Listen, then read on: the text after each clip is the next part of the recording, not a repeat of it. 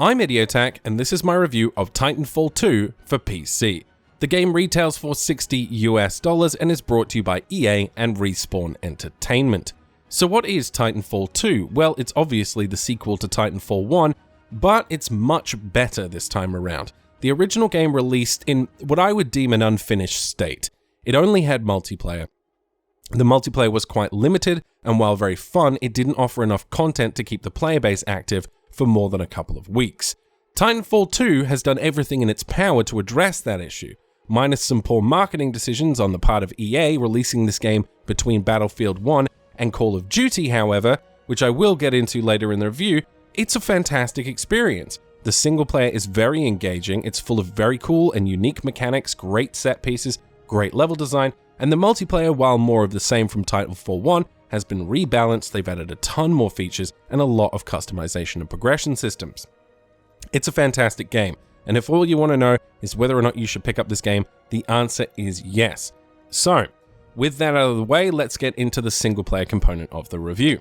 What's good about the single player? Well, it obviously looks and sounds great, as you would expect from a AAA game. It performs incredibly well on PC. I'm maxing out the game and I'm able to run it on a 980 and an i7 5820K at full settings, no performance problems at all. I'm getting 60 FPS and above all of the time on a 1080p monitor. The movement systems are back from the previous game, and this is what separated Titanfall, as well as the Titans obviously, from many other shooters of the day. The movement systems are wonderful. You can run, you can slide, you can wall run, you can double jump, and in the multiplayer you have a grappling hook which allows you to fly from building to building. The movement systems in this game are wonderful, it's very fast paced, and it's very rewarding. The level design and set pieces in this game are spectacular. Some of the late game additions, such as time dilation and all this weird stuff, I don't want to spoil it for you, but there's some very, very memorable, very cool moments in the single player campaign. And it's kind of the same experience you got from Modern Warfare 2. After all, it's the same developers, so they're kind of sticking to their formula here, but they are wonderful. They are great. They are very exciting to go through and experience. The level design is particularly impressive though, because the game evolves its mechanics as you play. It's not just a linear corridor shooter, although there is a large element of that in the game. There's also some puzzles, and there's also some platforming mechanics, and sometimes they're combined together. Because of the movement systems in the game, you're constantly running from wall to wall and pinballing around each level. That's great if you can do it well, but if you can't, it can get a little frustrating, and I'll move on to that later as well. But for the most part, the level design is superb, and the evolving mechanics are very interesting. There's one point in the game where you're able to manipulate time, and it allows you to bypass certain areas or solve certain puzzles. There's another part in the game where you gain access to a weapon that allows you to turn on and off various structures and solve puzzles that way. It was a very surprising element to find in a game like this, and I actually found it for the most part to be quite enjoyable. The core gunplay is very similar to what you may have found in Modern Warfare and Modern Warfare 2.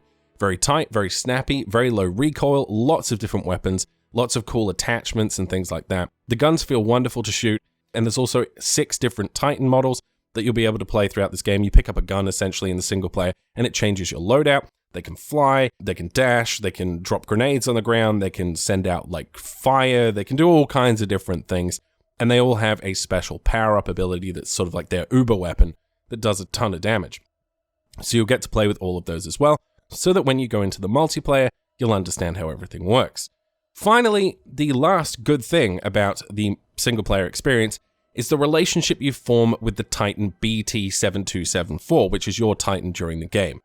Now, the game starts off story-wise with you being just a rifleman, and you're training to be a pilot.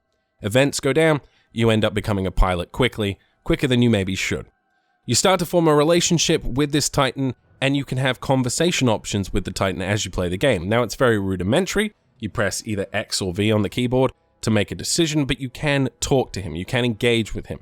He makes funny jokes. He's quite a likable character, and there are many pivotal moments in the story where you'll come to you kind of really like the guy, let's put it that way. Let's move on to the bad things. So first up, storytelling. It's not a very comprehensive story, it doesn't make a huge amount of sense, it's not very easy to follow. Now, I would have preferred a better story, I would have preferred one that made more sense, I would have preferred one where I cared about characters other than my Titan, but that's not the story they've chosen to tell, and a number of the systems and things that happen in the game, I'm just sort of like, what? What is going on right now? Why is this happening? It's not well done. It's just not well done. That's not why you play the single player, though. You play it for the cool set pieces, you play it for the level design, you play it for the cool mechanics that they added, you play for the movement systems and the core gunplay, and the relationship with BT. That stuff's all great, but the story does fall flat in a number of ways, and I didn't find it particularly compelling, and I certainly didn't find it very easy to follow. So there's that. The platforming, while cool and an interesting addition to a single-player FPS, can become frustrating. If you mistime something, you'll die, and you'll have to restart that section. Now, there's nothing wrong with that inherently, but it does slow down the pacing of the gameplay, and if you're struggling with a particular section quite a lot, it can become frustrating. Finally, the boss fights. Now, there are a number of boss fights in the game, and mechanically they're very cool, but they were far too easy. I never found myself dying in any of the boss fights whatsoever, and while the rest of the game could actually be quite challenging, and the AI, while kind of brain dead, could kill you very quickly, the bosses just didn't seem to be that way. It was very easy to dodge their attacks, to kill them, to use environmental design to sort of hide behind things and not take damage. I didn't find them particularly challenging at all, which was a shame because otherwise they're quite impressive visually and they're quite impressive in terms of mechanics. So that was a bit of a shame. I think they could maybe rank up the difficulty a little bit when it comes to the boss fights. So overall, I was very impressed with the single player campaign. It looks great, sounds great, performs really well. The movement systems are utilized. They're not just there for being cool and running around and sliding and shooting guys. They're actually used as part of this platforming puzzle-solving mechanic, which they introduce towards the middle of the game. The gunplay is great. It's obviously very arcadey, very console-y, but it's very, very fun if you like arena shooters and things like that. Lots of weapons, lots of Titans to play with, and the relationship you form with BT is great. The storytelling kind of sucks, if I'm going to be honest with you. The platforming can be frustrating, and the boss fights do lack some challenge. But overall, a very, very good addition to what is otherwise a fantastic multiplayer experience. And saying that, let's get on to the multiplayer. So what is it? Well, I'm not going to tell you it's anything revolutionary or brand new because it's not. It's Titanfall 1 with bells and whistles added. It's Titanfall 1 with more Titans. It's Titanfall 1 with more game modes. Honestly, that's fine because that's what Titanfall lacked. It was a great core gameplay loop. It just didn't have enough content there to make it worthwhile long term.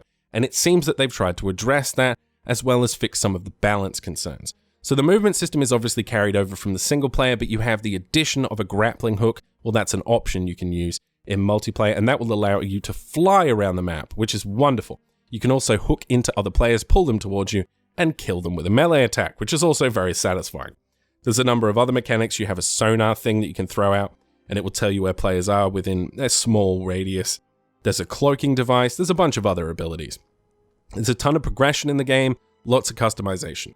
You can upgrade all of your Titans, you can upgrade the attachments for all the weapons, you can add new abilities, you can augment new abilities, you can unlock pilot boosts, which replace burn cards this time around, so instead of having all these different cards that are one use and they burn out, you replace them with boosts, which are essentially like kill streaks, but you get one, and you get to trigger it when you earn enough points during a match.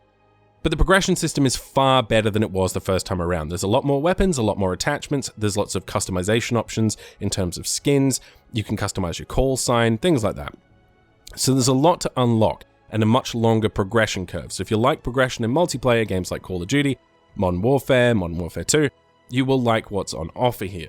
There's a number of balance improvements as well, especially when it comes to Titans. They do not regen their health or shields like they used to, which is a huge change, and it means that every time you do any amount of damage to another Titan, that damage is permanent, and that Titan will die. It makes it much easier for pilots to take them out. It makes them much easier to deal with as a pilot because you're not going to be running around the whole time having to deal with Titans. And it adds some tactical and strategic elements which were kind of needed, because in the previous game you would just sort of blow the shit out of a Titan and then run away, regen your health, come back, and you just sort of fight infinitely. It's been resolved this time around. You can die very quickly in a Titan, and that's good to see. One cool addition, which I only just noticed in the last sort of like couple of hours I was playing the multiplayer, is that you can jump onto an enemy Titan like you could rodeoing in the previous game, and you can pull out their power core, and what that will do is it will do a little bit of damage to the Titan. But the cool thing is you can run over to a friendly Titan, jump on the friendly Titan, and put that power core into them, and that will give them a small health boost. That's really cool. I like that mechanic. I'm not sure how useful it would be in like a super competitive match, but I think it's a nice thing and it gives pilots something else to do. Pilots can also take out Titans. They have anti-Titan weapons this time around as a secondary weapon which you can take, and you will be able to do significant amounts of damage to Titans. Now, one thing I will say is that the game is very, very, very fast-paced, and if you're not Twitch, you're not good at keeping up with really, really fast movement, you're going to have a hard time at first getting used to the game. It is somewhat difficult. Targets do not stay still, so you have to be pretty damn good at aiming, and you have to understand the movement systems well. So I would recommend you spend some time in the single player, not just because it's wonderful, but because it does teach you those mechanics, and you will be a lot more familiar with them when you come to play the multiplayer. Okay, so we got 6 Titans this time around with many different gameplay options. Some of them can fly, some of them shoot out fire, grenades that explode in fire, that cover the whole area in fire.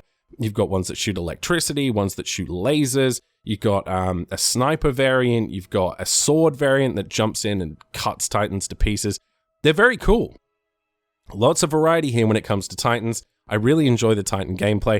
Obviously, you'll find classes and certain Titans that you prefer over other people, but it's good to see a lot of variety there. When you see a certain Titan, you're like, oh shit, I better run away because he's about to use his special attack. And you know what that is. So I think that's really well balanced, and it seems fun for the most part. Now, I haven't put a ton of hours into the multiplayer. I put maybe like 9 or 10 hours into the multiplayer, so I can't comment on like long-term balance issues. But for the time being, based on what I've played, everything seems pretty well balanced. Finally, in terms of positives, there's 8 game modes. We've got attrition, which is pilots and Titans, and you just kill each other. It's like team deathmatch. We've got a, I can't remember what it's called off the top of my head right now, but it's a banking mode, where basically you kill AI and you kill enemy pilots and you kill Titans and you earn money, and then you have to bank that and deposit that at certain points on the map. If you get killed, half of that money you had goes to the enemy player. It's quite an interesting idea. You've got a domination type game mode where you have to capture points. You've got capture the flag. You've got pilots versus pilots, which is a mode where there's no Titans. You've got last Titan standing. There's a ton of game modes and a ton of variety on offer here as well, so that's good to see. What's bad about it? Well, really only one thing, and that is the game hasn't done particularly well in terms of sales. And it didn't receive a great marketing campaign, and it was released between Battlefield 1 and Call of Duty Infinite Warfare. It pretty much is in the worst position it possibly could be for selling copies right now, and that's not because it's a bad game, it's just because of the way that EA has chosen to market and promote this game. And as a result, it does have a limited player count. Now, I've been trying to get games in Australia, and obviously we tend to have population issues because of the size of our country, but I'm only seeing 90 people in games in the evening when it should be, highly populated. I have friends in America who are playing, and they're only seeing 1,000 to 1,200 people, which, considering it's the US, that's a bit of a concern.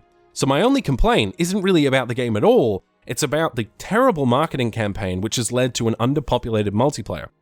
And my real concern here is that in a couple of weeks from now, this game is not going to have anywhere near enough players to survive long term. And that's a real shame, so I hope that people listening to this video who like this type of Call of Duty gameplay will go and pick this game up and support these developers, because they've really learned from the first game. They've added everything people requested, and it's a really fucking fun, arcadey, console-like Call of Duty Modern Warfare 2 shooter with a great campaign. If you like that type of gameplay, you really can't go wrong here. In conclusion, should you buy this game? Well, if you like the first Titanfall, yes, you should, because it's the first Titanfall with everything it needed. Basic as that, so yes, go buy the game. If you didn't play the first Titanfall, but you liked Modern Warfare, you like Modern Warfare 2, Modern Warfare 3, these types of fast-paced, arcadey, arena shooters, really, is what they are. If you like that type of stuff, and you've liked some of the movement mechanics that Call of Duty has added recently, Titanfall does those mechanics much better. If you like the idea of running around in a mech, blowing up other mechs, it's pretty fucking fun as well. So if you've never tried it before, I would strongly encourage you to pick up the game. It's great. Now, if you have played the first one and you didn't like it, this isn't really going to do a lot to change your mind. If you played Titanfall 1's multiplayer, you're not really going to like Titanfall 2's multiplayer, because even though it's much improved, it's got a lot more systems involved, there's a lot more to do and a lot more content, it is basically the same experience. So if you didn't like that, I wouldn't pick up this game. Hopefully this review has been helpful to you. If it has, and you like this video and you want to support my channel, you can pick up Titanfall 2 or any other game using my Green Man Gaming affiliate link below. If you log in, you'll get a discount and I'll get a small kickback. Otherwise, if you want to support me directly, you can support me on Patreon. You'll find a link in the description box below for that. And if you can't do either of those things and you still want to help the channel, you can like, comment, share, and subscribe. It really, really helps the channel. And as always, thank you for watching. I will see you guys next time.